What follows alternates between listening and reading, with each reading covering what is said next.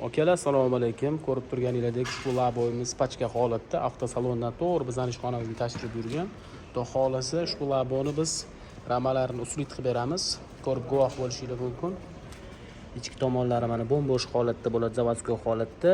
Usti kirishkalari ko'rib turganingizdek sverlit qilib, polni kirishkalar olib chiqilgan. Endi buni o'zini stenga qo'yiladi, ya'ni razmerlari, o'lchamlari bo'ladi. Shu o'lchamiga to'g'ri qilib qo'yib olib, steniga mana shu boshidan boshlanadi, oxirigacha o'zini shu maxsus qalin stenali temirlari bor. Shu narsa qo'yiladi va yana xuddi shu holatga keltiriladi. Ya'ni zavodskiy holatga kirishkalari ham qo'yilgan bo'ladi.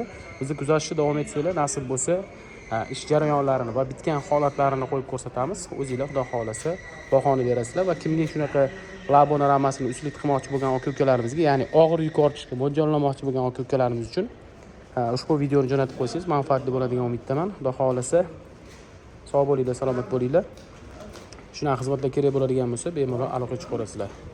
Kuninglar yaxshi o'tsin.